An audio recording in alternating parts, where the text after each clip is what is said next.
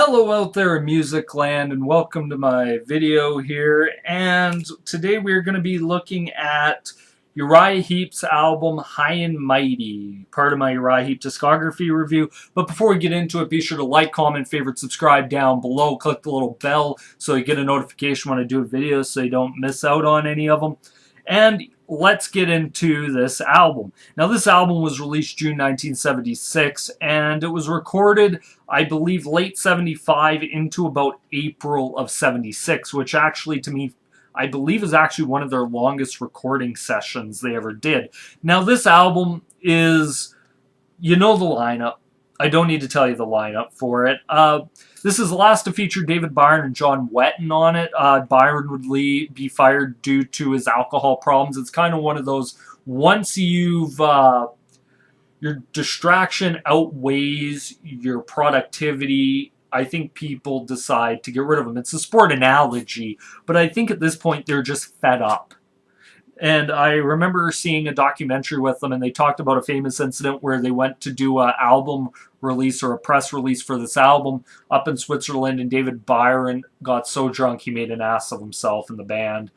And yeah, now this is the first, one of the few albums to actually be produced by Uriah Heep themselves. Now I find whenever Uriah Heep puts their name as producers on a record, it's usually because they don't want to give blame to just one person. There's so much blame to go around that they just throw it on the whole band.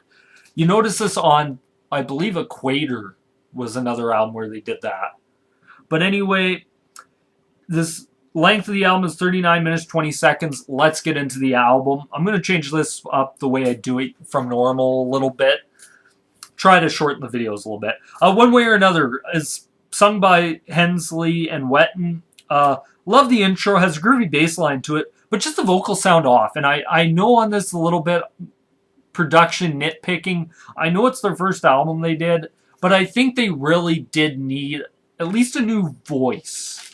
Somebody to say, hey, don't maybe change it up a little bit. But anyway, I like some of the tempo changes, the twin guitar attack. Kerslake's drumming is fantastic on this. You can really hear it. It's audible. It's throughout the entire album.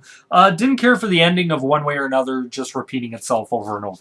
On to song number 2 on the album, Weep in Silence. Dreamy opening guitar solo. Love the lyrics. Very emotional guitar sound. Byron was great vocally on this, and has one of my favorite all-time Mick Box guitar solos. On to song number 3 on the album, Misty Eyes. Has a nice soul opening of Here I Miss My Little Miss Misty Eyes. Nice vocal harmonies throughout. Has a ballad feel to it, almost of A Magician's Birthday, Demons and Wizards, Sweet Freedom feel to it. Vocals sound good. Nice solo with delay on it. And Kerslake's drumming is very heavily featured.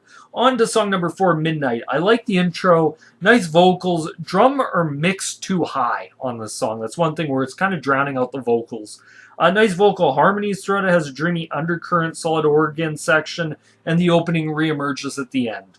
On to song number 5, Can't Keep a Good Band Down. Typical Heep driving song, very upbeat.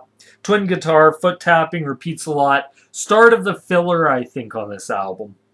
Song number 6, Women of the World. I like the intro. Has a show tune sounding feel to it, if that makes sense.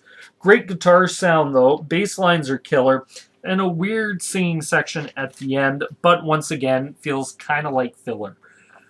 Song number 7, Footprints in the Snow. Has a very acoustic opening to it. Has an early-esque Heep vibe to the song. I love the lyrics. It picks up in the middle. I love the guitar and bass ending to it. Song number 8, Can't Stop Singing. One recurring thing I kind of thought listening to the song, I kind of felt, why is this on the album? This is where an actual record producer would have said, you know what, guys, it just isn't up to snuff, and why are you putting this on the album? Has kind of a show tune feel to it once again. I like the guitar and the piano part, but there's not really much, and I hate that I can't stop singing going over and over and over again. I think it's kind of a song. Song number 9 off the album, Make a Little Love. Upbeat song. Love the guitars, audible bass. I just like the song in general. It's good foot tapping Heep song. Song number 10 is the final song on the album, which is Confessions. Confession or Confessions, I should have wrote down exactly what it is. Soul song on the album, ends as a high note for Byron to leave on. And I love this song, I always have. I love Byron's soul. Any album that has David Byron doing soul work on it, I love. Uh, Now, after listening to this album, some thoughts I had. I do have the remastered version. I didn't do the remastered version because throughout this I've kind of just kept it to just the original studio and kind of kept the other stuff off. I think Name of the Game should have been on this album, hands down. I think any record producer would have looked back on that and said Name of the Game should have been on this album instead of Can't Stop Singing. I think it would have given it an extra point, 0.5 of a point to me, or even a full star better on the end result. Best song off the album, hands down, Weep in Silence. Best song, hands down. Anything that features one of my favorite Mick Box guitar solos going up there on the list is one of the best songs. Worst song, Can't Stop Singing. I can't stress enough how much I hate that song. Hidden gem off the album, I think Confession, even though I think you could probably throw on Make a Little Love or even Midnight as a hidden gem if you're feeling really generous. Not going to go through the charts. One thing I really felt about this album is any kind of grace that Sweet Freedom gave the band as being, well, the fans, okay, this is it. I think by this album it was gone.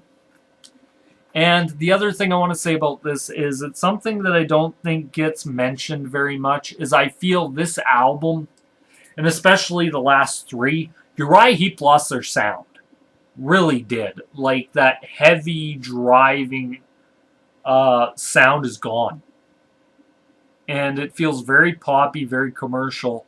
And I think to a lot of their hardcore fans, by this point, they were kind of getting frustrated with Heep. It's like, where's that sound?